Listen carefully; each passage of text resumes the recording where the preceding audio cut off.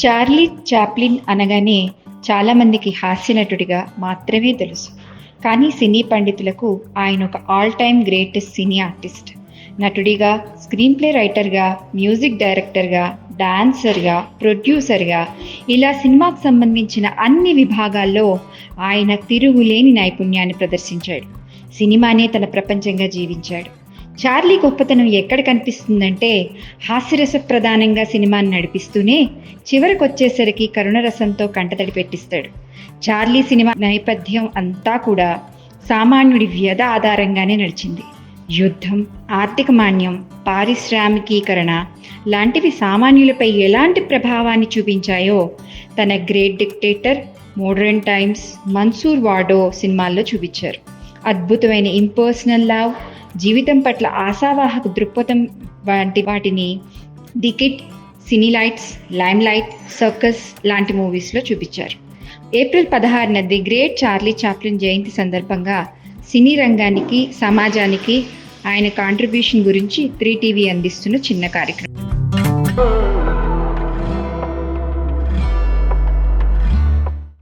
3TV ప్రేక్షకులకు నమస్కారం.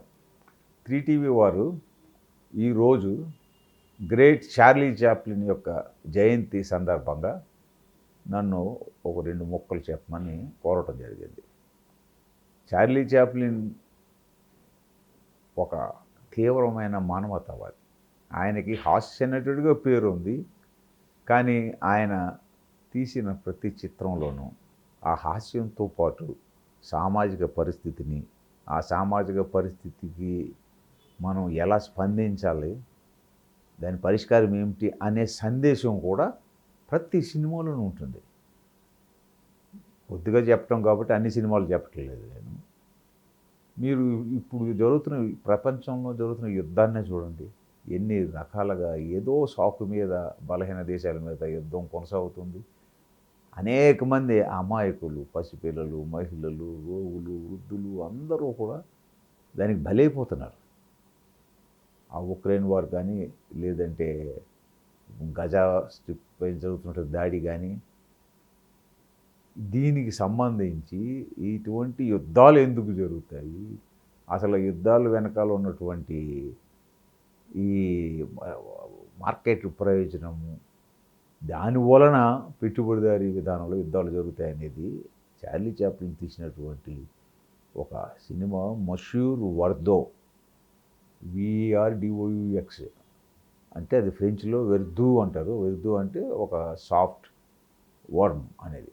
ఆ సినిమాలో ఆయన ఏం చూపిస్తాడంటే, ఒక బ్యాంక్ ఎంప్లాయీ 1938లో గ్రేట్ డిప్రెషన్ వచ్చినప్పుడు ఒక బ్యాంక్ ఎంప్లాయీగా పనిచేస్తున్నట్టు, క్యాషియర్గా పనిచేస్తున్నట్టు ఆయన ఉద్యోగాన్ని కోల్పోతాడు.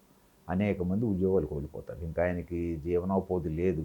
ఆయన మీద ఆధారపడిపోతున్నటువంటి ఒక రోగి భార్య, దెన్ పిల్లలు, వాళ్ళని చూసుకోవడానికి ఈ దగ్గర ఎటువంటి ఉపాధి లేకపోతే ఆయన ఏం చేస్తుంటాడంటే, ఆ సినిమాలో ఒక రిచ్ ఓల్డ్ లేడీస్ ఎవరైతే ఉంటారో వాళ్ళతో స్నేహం చేయడము, వారి ఆస్తి అంతా ఆయన ఖాతాలో వేసుకుని తర్వాత వాళ్ళని ఒక కొత్త తరహా మందులు ఉపయోగించి చంపివేయటం.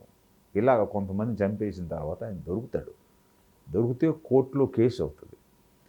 ఆ కోర్టులో ఆయన్ని, నువ్వు హంతకుడివి, ఇలాగా అమాయకుల్ని నువ్వు చంపేసావు మహిళల్ని అంటే, అక్కడ చేసినటువంటి ఆర్గ్యుమెంట్స్ ఏవైతే ఉన్నాయో చార్లీ చాప్లిన్ ప్రవేశపెట్టింది, అవి చూసి ఆనాటి పాలకులే ఆ సినిమాని సెన్సార్ చేయాలి, నువ్వు ఈ డైలాగులన్నీ కట్ చేస్తే కానీ మేము రిలీజ్ చేయమని చెప్పారు. అక్కడ డైలాగులు ఏమిటంటే, నువ్వు హంతకుడు అంటే ఆయన ఏమంటాడు, నేను నా జీవనోపాధికి నేను కొంత చిన్న వ్యాపారం చేశాను, నాకు ఉద్యోగం రాలేదు ఎక్కడని, చిన్న వ్యాపారం చేశాను, అంత కొద్దిమంది నేను చంపాను అంటాడు. అదేమిటంటే ఆయన చెప్పేది ఏంటంటే, మీరు అనేక మంది మహిళల్ని చంపేస్తున్నారు, అమాయకులను చంపేస్తున్నారు యుద్ధాల్లో, అది వ్యాపారం అంటున్నారు, అది పెద్ద వ్యాపారం. So numbers count your honour అంటాడు. అంటే ఒకరిని చంపితే నేను హంతకుడు, 1000 మందిని చంపితే హీరో, అదేలాగా అని ఈ విధంగా ఆలోచనలను రేకెత్తించడానికి ప్రేక్షకుల్లో ఆయన ఆర్గ్యూ చేస్తాడు అందులో ఆ సినిమాలో. ఇంకో డైలాగ్ ఉంటుంది అక్కడ ఏమిటంటే, ఈ మిలిటరీ వ్యాపారం అనేది అది మీ యొక్క క్యాపిటలిస్ట్ మెషినరీకి, యంత్రాంగానికి, తుప్పు పట్టిపోయిన యంత్రాంగాన్ని నడపడానికి గ్రీజు లాంటి పదార్థం అన్నమాట ఉపయోగిస్తాడు ఆయన. అంటే మార్కెట్ సంక్షోభంలో ఉన్నటువంటి పెట్టుబడిదారీ విధానంలో యుద్ధాలు ఆ మార్కెట్కి వీలు కల్పించడం కోసము చేస్తారు అనేటువంటి మెసేజ్ అందులో ఉంది. అక్కడ ఆయన దేవుడిని నమ్మడు ఆ క్యారెక్టర్లో. అప్పుడు అలా ఒక మత గురువుని తీసుకొస్తారు. మత గురువు ఆయన బోధిస్తుంటాడు, నాయన నువ్వు ఇంకా, ఆయనకు మరణశిక్ష పడుతుంది, నేను చెప్పడం మర్చిపోయాను, మరణశిక్ష పడుతుంది. ఆ మరణశిక్షకు ముందు ఆ మత గురువు వచ్చి, నాయన నువ్వు ఇప్పటికన్నా దేవుడితో సంధి చేసుకో, ప్రార్థన చేస్తాను నేను, నువ్వు కూడా ప్రార్థన చేయి, ఇంక నువ్వు చనిపోతావు రేపు, నీ ఆత్మకు శాంతి కలుగుతుంది. అంటే ఆయన ఏమంటాడో తెలుసా, I have no conflict with God. అంటే నాకు దేవుడితో ఎటువంటి గొడవ లేదు, నా గొడవ తగదంతా ప్రజలతోటి. అంటే ప్రజలు సరిగ్గా లేరని చెప్తాడు. సో ఈ విధంగా ఆయన తీసిన సినిమాల్లో ప్రజలు ఆ చూసినటువంటి ప్రేక్షకులు అందులో లీనమైపోతారు. ఆ కేసులో, ఆ డిస్కషన్లో, అది ఏ ఇతృత్వమైన చూపించిన హాస్యం ద్వారానో, లేకపోతే సీరియస్గానో, సస్పెన్స్గానో, దెన్ ఫైనల్గా ఇటువంటి సంకేతాల ద్వారా మన సామాజిక సమస్యల యొక్క నైజాన్ని తెలియజేయటము, పరిష్కారం తెలియజేయటం. మోడర్న్ టైమ్స్ అని ఒక సినిమా వచ్చింది. మోడర్న్ టైమ్స్లో ఏ విధంగా ఆటోమేషన్ చేయటం ద్వారా తన యొక్క లాభాలను పెంచుకోవటానికి, కార్మికుల యొక్క బాగోగులు, వాళ్ళ యొక్క ఆరోగ్యాన్ని, వాళ్ళు ఒకవేళ సరిగ్గా రెస్ట్ తీసుకోగలుగుతున్నారా లేదా, వాళ్ళకి తింటుందా లేదా ఏమీ చూడకుండా అందరినీ కూడా గొర్రెల్లాగా తీసుకెళ్ళటం ఫ్యాక్టరీలోకి, అక్కడ మెషిన్ల మీద, యంత్రాల మీద తిండి పెట్టడం. లంచ్ టైంలో కూడా ఆటోమేటిక్గా కార్మికుడికి లంచ్ ఫీడ్ చేసేటువంటి మెషిన్ చూపిస్తాడు అక్కడ. 1930s తీసిన సినిమా అది. కన్వేయర్ బెల్ట్ మీద వస్తువులు వెళ్ళిపోతుంటే అందరూ అసెంబుల్ చేస్తుంటారు, ఆ మెషిన్ వచ్చి ఆయన ఆటోమేటిక్గా ఫీడ్ చేయాలి. అక్కడంతా చాలా హాస్యాస్పదంగా ఉంటుంది. కానీ ఫైనల్గా ఏముందంటే, అటువంటి ఫ్యాక్టరీలో పనిచేయటం వల్ల ఆ కార్మికుడు బుర్ర చెదిరిపోయి పిచ్చివాడైపోతాడు, చార్లీ చాప్లిన్ అయిపోయి, ఆయనకు 2 రెంచులు పొట్టే ఎక్కడ నట్లు కనపడినా అవి బిగించడానికి వెళ్ళిపోతూ ఉంటాడు. వీడికి తలకు పోయింది, చెదిరిపోయిందని చెప్పి ఉద్యోగం తీసేస్తారు. సో ఎనివే ఆయన ఒక ఆమెను కలుస్తాడు, ఆమె కూడా పేదదే, రోడ్ల మీద నాట్యాలు చేసి డబ్బులు సంపాదించుకున్నది. ఈయనేమో బికారి, ఏమీ లేదు, నడుస్తుంటాడు. ఇద్దరికి పరిచయం ఏర్పడుతుంది. ఆ సినిమాలో చూస్తాము. వాళ్ళు ఏదో ఒక పూరు గుడిసెలో ఇద్దరు కలిసి ఉంటారు. ఇద్దరి మధ్యన మంచి స్నేహం ఏర్పడింది. ఆ సమయంలో ఆమె ఒక ఉద్యోగంలో చేరినప్పుడు ఆమెకి ఒక డ్యాన్సర్గా ఉద్యోగం వచ్చినప్పుడు ఆమె పనిచేస్తుంటాడు. అయితే ఈ సమయంలో ఈయన విడిపోతాడు ఆమె నుండి. ఎందుకంటే ఈయన బయటికి వెళ్ళినప్పుడు ఒక ఆమె ఆకలితో రోడ్డు మీద పడి రొట్టె తీసుకుంటుంది, ఆకలి వాళ్ళ వంగిని. అది పోలీసు వాళ్ళు చూసి పట్టుకొని అరెస్ట్ చేస్తారు. అరెస్ట్ చేస్తే ఈయనకి తెలుసు ఆకలి బాధ ఎంత ఉంటుందో. అందువల్ల ఆయన వెంటనే వెళ్ళి, నో, ఆమె కాదు తీసుకుంది, ఈ రొట్టె దొంగిలించింది నేను, నన్ను అరెస్ట్ చేయండి అంటాడు. ఆ విధంగా అరెస్ట్ అయిపోయి ఆయన జైలుకి వెళ్ళిపోతాడు. ఆయన తర్వాత వచ్చేటప్పటికి ఆ పూరు గుడిసెలో ఆమె లేదు, ఆమె వేరే చోటుకి వెళ్ళిపోయింది. సో అక్కడ ఈయన వెళ్ళి ఆమెను కలుస్తాడు. ఆమె అంటుంది, నువ్వు ఇన్నాళ్ళకు దొరికావు, నీకు ఒక ఉద్యోగం ఇప్పిస్తాను నేను, ఒక వెయిటర్గా నువ్వు ఇక్కడ నా దగ్గర ఉద్యోగానికి ఉండొచ్చని. యాక్చువల్లీ ఈయన జైల్లోంచి పారిపోయి వస్తాడు ఇక్కడికి. సో ఆమె ఇచ్చిన ఉద్యోగంతో అదే హోటల్లో ఈయన ఆమెతో పాటు డ్యాన్స్ పాటలు అవి పాడి తర్వాత చెప్తున్నప్పుడు పోలీసులు వచ్చి ఆయన్ని పట్టుకుంటారు, తప్పించుకోవడానికి ప్రయత్నం చేస్తారు. విఫలం అవుతుంది, సఫలమే అవుతుంది. ఈమె సహాయంతో ఈమె ఆయన చార్లీ చాప్లిన్ కలిసి తప్పించుకుని పారిపోతారు. పరిగెట్టి చాలా దూరం వెళ్ళిపోతారు, ఊరవతలకు వెళ్ళిపోతారు. ఇక ఎన్ని ప్రయత్నాలు చేసినా మనకి విఫలం అయిపోతున్నాయి. మనము ఎప్పటికన్నా ఒక ఇల్లు కట్టుకోగలమా, సుఖంగా ఉండగలమా అనే బాధతోటి ఆమె ఆ చెట్టు కింద కూర్చుని తల దించుకొని చాలా దిగులుగా ఉంటుంది, దిగులు పడుతుంది, దుఃఖపడుతుంది. అప్పుడు చార్లిన్, ఆయన దగ్గర కూడా ఏమీ లేవు డబ్బులు, ఆమె పరిస్థితి ఆయన పరిస్థితి ఒకటే. కానీ ఆమె భుజం తట్టి ధైర్యం చెప్తాడు. ఎందుకు నువ్వు అలా దుఃఖంగా ఉన్నావు, మనం కష్టపడి సాధిస్తాం, ఒకసారి కష్టం వస్తే అది ఎన్నటికీ కష్టం కాదు అనేది ఆ మూకీ భాష, అంటే డైలాగులు లేకుండానే సంజ్ఞల ద్వారా ఆమెకి ధైర్యాన్ని ఇచ్చేటప్పటికి ఆమె లేస్తుంది. ఆ దిగులు మొహం నుంచి ఎంతో దృఢ నిశ్చయంతో టైట్ లిప్ అంటారు అలా పేదలు బిగించి నడతం మొదలవుతుంది. ఈయన కూడా చేయి పట్టుకుని నడుస్తుంటాడు. అదే ఆకర్షణ. అయితే ఆకర్షణలో ఇది చార్లీ యొక్క గొప్పదనం. ఒక్కసారి ఆమె వంక చూస్తాడు, ఆమె సీరియస్గా నడుస్తుంటుంది, భుజం తడతాడు, తట్టి ఇలా అంటాడు, అంటే నవ్వు అని, అంటే నువ్వు దృఢ నిశ్చయంతో ముందుకు వెళ్తావు అంటే నవ్వుతూ సంతోషంగా వెళ్ళమని చెప్తావు అనమాట. ఒక్క చిన్న సంకేతం అంతే, డైలాగ్ లేదు అది. సో ఆయన చెప్పేది ఏంటంటే కష్టాలు వచ్చినప్పుడు నవ్వండి అని. హాస్యం అనేది అవసరమే. యాక్చువల్లీ మార్క్ ట్వెయిన్ అనేటటువంటి ఒక రచయిత, ప్రసిద్ధ రచయిత, హకల్బెరీ ఫిన్, టామ్ సాయర్ ఇటువంటి నవలలు రాసినటువంటి వ్యక్తి, క్లాసికల్ నవల్స్ రాసినటువంటి అమెరికన్, ఆయన ఏమంటాడంటే నిజమైన హాస్యరసము కరుణరసానికి దారితీస్తుంది. నవ్వించడం ఓన్లీ నవ్వుల కోసం కాదు, నవ్వించి ఆ నవ్వుల మధ్యలో కన్నీళ్ళు తెప్పించి ఒక సందేశాన్ని ఇవ్వగలగటం అనేది ఒక కళాకారుడు చేయవలసిన పని. ఆ కళలో చార్లీ చాప్లిన్ హయ్యెస్ట్ అత్యున్నతమైన కళ చూపిస్తాడు ఆయన. ది కిడ్ అని ఒక సినిమా ఉంది, చిన్న సినిమా, పిల్లలందరూ ఎంజాయ్ చేస్తారు, పెద్దలు కూడా దాన్ని చూస్తే ఎంజాయ్ చేయగలుగుతారు. ఒక అనాథ బాలుడిని ఆయన పెంచుతాడు.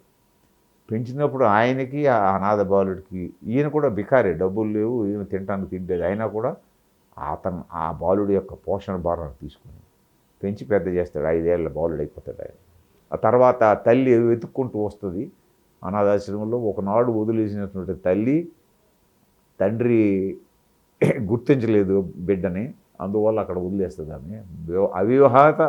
అవివాహితగా ఉన్న ఆమెకి గర్భం దాల్చి ఆ గర్భస్రావం చేసుకోకుండా పిల్లవాడిని కని తర్వాత అక్కడ వదిలేస్తుంది అనాథాశ్రమంలో. ఆ అనాథాశ్రమం దగ్గర నుంచి ఆ బయట దొరుకుతాడు ఆయన. అనాథాశ్రమం అంటే బుట్టలో పెట్టి వదిలేస్తుంది.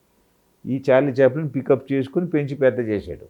తర్వాత ఆమె అతన్ని వెతికి పట్టుకొని పోలీసుల సాయంతో గుర్తించి ఆ పిల్లవాడిని తీసుకుపోతుంది. అయితే వాడు చార్లీ చాప్లిన్ని వదిలి వెళ్ళటానికి ఇష్టపడ్డాడు. అప్పుడు వాడు చేసినటువంటి కేకలు, ఆర్తనాదం, లారీ వ్యాన్లో వాడు తీసుకుపోతుంటే మళ్ళీ అతను తిరిగి రక్షించుకోవడానికి చార్లీ పడినటువంటి కష్టాలు వెరీ గ్రిప్పింగ్గా ఉంటాయి. అవి ఇంపర్సనల్ లవ్ అంటారు దాన్ని. అంటే రక్త సంబంధం లేకపోయినా ఏర్పడేటటువంటి ప్రేమ, అది విలువల ఆధారంగా ఉన్నటువంటి ప్రేమ. చివరికి వాళ్ళు కలుస్తారు. ఆ తల్లి కూడా గుర్తిస్తుంది దీన్ని, తన ఇంట్లోనే ఉండమని పిలుస్తుంది, దాంతో సుఖాంతం అవుతుంది. కానీ అందులో మెసేజ్ ఏంటంటే ఇంపర్సనల్ లవ్. అలాగే గ్రేట్ డిక్టేటర్ అనేటువంటి సినిమా 1938, రెండో ప్రపంచ యుద్ధం ముమ్మరంగా ముందుకి సాగకముందే హిట్లర్ ఫ్యాసిజము జర్మనీలో అఘాయిత్యాలు, అమానుషమైనటువంటి అణిచివేత ప్రారంభించినప్పుడు తీసినటువంటి సినిమా. ఆ సినిమాలో అందరూ కూడా చూడు తీరాల్సిన సినిమా అని చెప్పి నేను చెప్తున్నాను. లాస్ట్లో ఈయన హిట్లర్ డ్రెస్ వేసుకుని హిట్లర్గా ఒక ఉపన్యాసం ఇవ్వాల్సిన పరిస్థితి ఏర్పడుతుంది. చాలామంది ఇప్పుడు యూట్యూబ్లో ఇంటర్నెట్లో పెడుతున్నారు. నేడు మనం ప్రజాస్వామ్యాన్ని కోల్పోతున్నాం. ఒక పక్కన యుద్ధాలు, యుద్ధ వాతావరణము, రెండో వైపున ప్రతి దేశంలో ఎక్కడ చూసినా ఫ్యాసిజం, ఫ్యాసిస్ట్ నియంతృత్వము, ఫ్యాసిస్ట్ ఆటోక్రసీ, రాజ్యాంగం అనేది ఏదో ఊరికే నామకాహం ఉంటుంది, కానీ దాన్ని మొత్తం సర్వనాశనం చేసేసి ఏకఛత్రాధిపత్యంలాగా, హిట్లర్ పరిపాలనలాగా, one leader, one party rule, ఇవన్నీ తీసుకురావడానికి తీవ్రమైన ప్రయత్నాలు జరుగుతున్న సమయంలో చాలామంది ఈ చార్లీ చాప్లిన్ గ్రేట్ డిక్టేటర్ సినిమాలో ఇచ్చిన చివరి 3 నిమిషాల కొన్ని నిమిషాల ఉపన్యాసాన్ని ప్రచారం చేస్తున్నారు. అది వైరల్ అయిపోతుంది. అది అందరూ చూసే ఉంటారు. చూడని వారు తప్పకుండా చూడమని నేను చెప్తున్నాను. అందులో ఆయన ఇచ్చిన ఉపన్యాసంలో సారాంశం ముందే ఆయన ఏం చెప్తాడంటే, నేను ఎవరిని పరిపాలించాలనుకోవట్లేదు, నేను అందరినీ సమానంగా చూడాలనుకుంటున్నాను. నల్లవారిని, తెల్లవారిని, యూదుల్ని, క్రిస్టియన్స్ని అందరూ ఒకటే, మానవాళి మొత్తం ఒకటే. ఈ రేడియో, విమానము అని ఇవన్నీ ఏవైతే టీవీ మానవుడి యొక్క జ్ఞానాన్ని కనిపెట్టిందో, దేన్నైతే మానవుడు కనిపెట్టాడో అవి మానవుడిని దగ్గర చేస్తున్నాయి. ఆ విధంగా అది మానవాళికి చాలా సాయం చేసింది. అయితే మనం ఆ సైన్స్ టెక్నాలజీ నేర్చుకుంటున్నాం, కానీ ఎన్నో తెలివితేటలు వస్తున్నాయి, కానీ మనము మానవత్వాన్ని కోల్పోతున్నాము. అది ఆయన చెప్పింది. ఈ సైన్స్ టెక్నాలజీ ఎంత ప్రగతిని సాధించాయంటే దాన్ని సరిగా ఉపయోగిస్తే మన అందరికీ ఉద్యోగాలు, అందరికీ విద్యా అవకాశాలు, మహిళలకి పురుషులకి సమాన అవకాశాలు, వృద్ధులకు అవసరమైనటువంటి ఏర్పాట్లు, పెన్షన్, ఇవన్నీ కూడా చక్కగా చేయొచ్చు మనం ప్రపంచం అంతా కూడా. అయితే దురాశ అనేది మానవుడిని తప్పుదారి పట్టించేసింది. దురాశ తప్పుదారి పట్టించేసింది.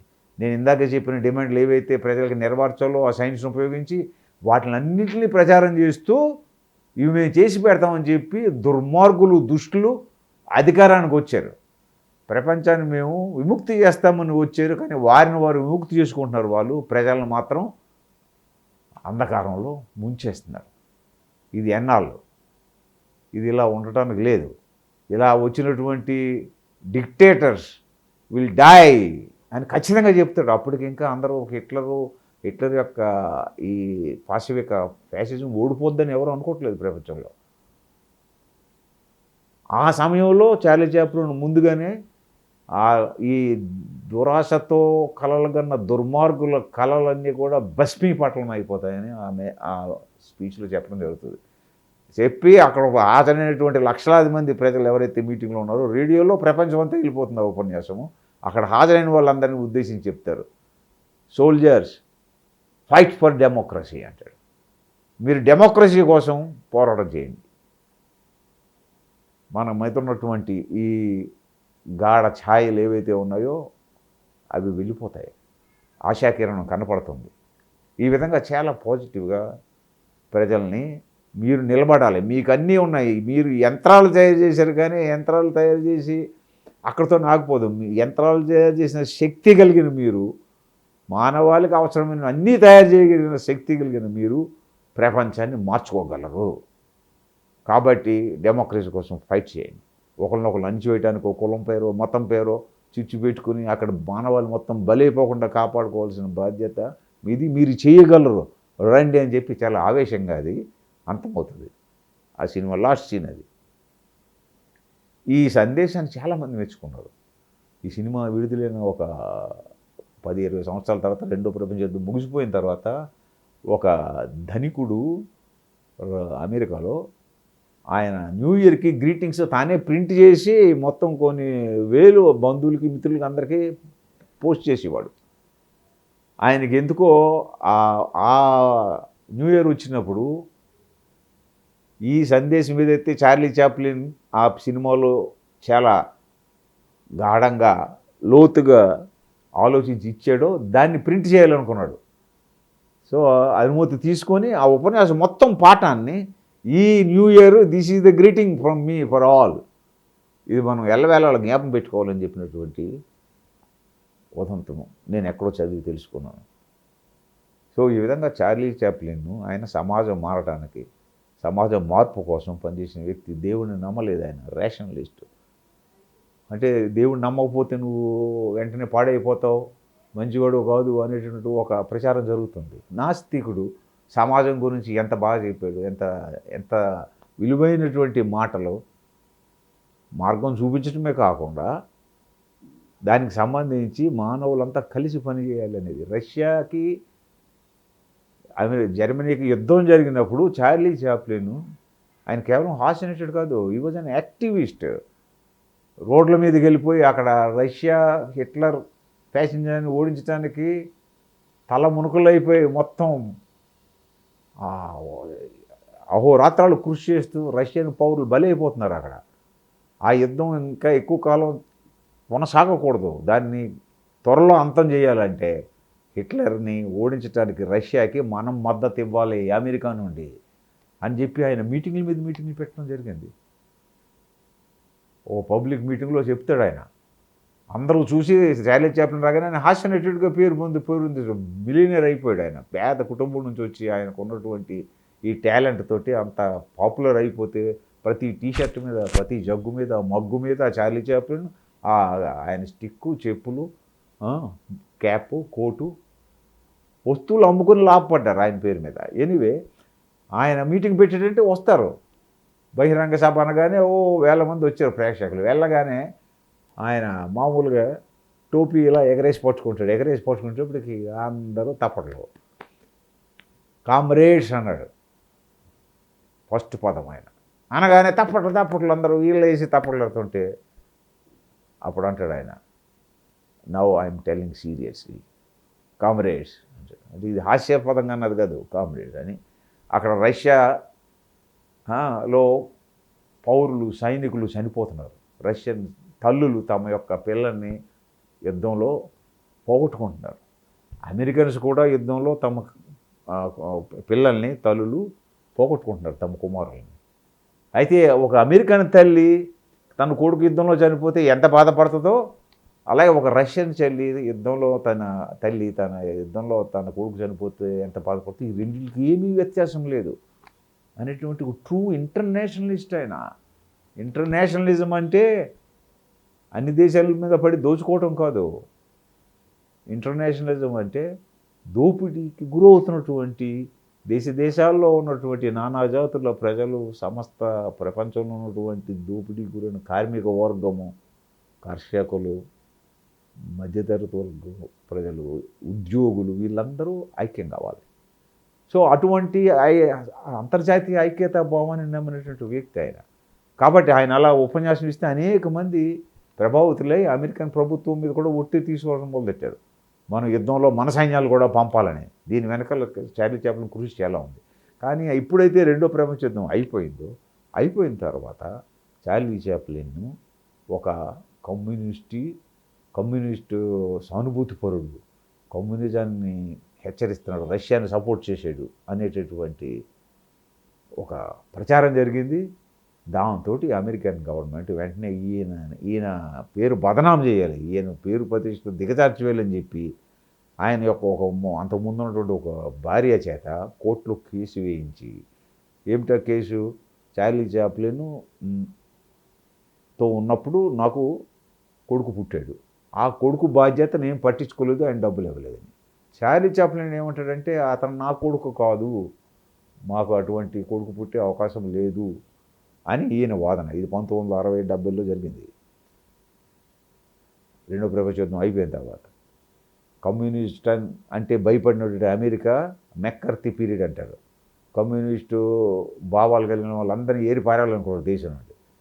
సో ఈ చార్లీ చాప్లిన్ సానుభూతిపరుడు కాబట్టి ఈయన కూడా అమెరికా నుండి పంపించేయాలి, లేకపోతే ఈయన పేరు బదనాం చేయాలి, జైల్లో పెట్టాలి, అరెస్ట్ చేయాలని చెప్పి ఈ కోర్టు కేసుని అక్కడ ఉన్న పాలకులే రెచ్చగొట్టి ఆమెకి డబ్బులు ఇచ్చి వేశారు కేసు. అదృష్టవశాత్తు బ్లడ్ టెస్ట్ గ్రూపింగ్ ద్వారా అది చార్లీ కొడుకు కాదని కోర్టు తేల్చి చెప్పింది. అయితే అప్పుడు చార్లీ చాప్లిన్ అంటాడు, ఈ ప్రజల మనసుల్ని కలుషితం చేయటం పాలకుల చేతుల్లో చాలా ఈజీగా జరిగే విషయం. ఒకప్పుడు నా పేరు ప్రఖ్యాతులు పెరుగుతున్నప్పుడు ఒక హాస్య నటుడిగా నన్ను చూసి ఎగబడిన జనమే ఇప్పుడు నా సినిమాలు చూసి నవ్వటం లేదు అంటాడు అమెరికాలో. ఎందుకంటే సినిమా రిలీజ్ అయినప్పుడు బాక్స్లో కూర్చుని రిలీజ్ అయిన first day producer, director, cinema నటులు చూస్తారు. చార్లీ చాప్లిన్ ప్రతి సినిమా ఫస్ట్ డే చూస్తాడు.